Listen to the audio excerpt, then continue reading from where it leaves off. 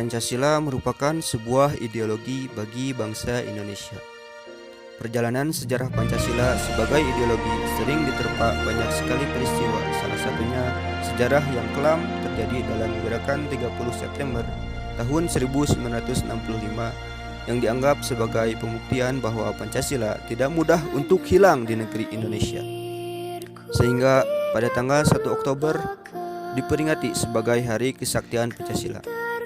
Selain dari peristiwa itu, pada masa reformasi Pancasila dianggap sebuah alat politik yang digunakan pada masa Orde Baru, sehingga pada masa reformasi kata Pancasila dianggap sebagai alat kekuasaan. Tetapi lambat laun peristiwa-peristiwa yang telah dilalui dalam catatan sejarah bangsa Indonesia ditepis oleh ideologi Pancasila. Dengan ditandainya, ideologi Pancasila tetap bertahan sebagai satu-satunya ideologi yang digunakan oleh negara Indonesia.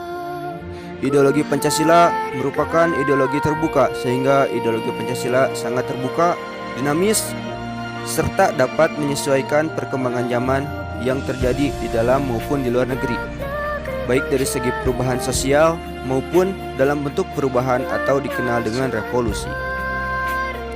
Revolusi merupakan sebuah perubahan paradigma mengenai sistem perekonomian.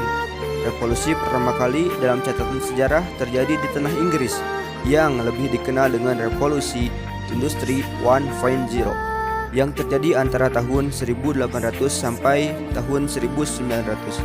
Revolusi industri selanjutnya atau yang dikenal dengan Revolusi Industri 2.0 merupakan kelanjutan yang tidak terpisahkan dari revolusi industri sebelumnya yang terjadi di Inggris.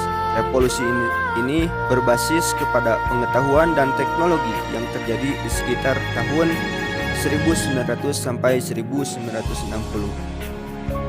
Kemudian ada Revolusi 3.0.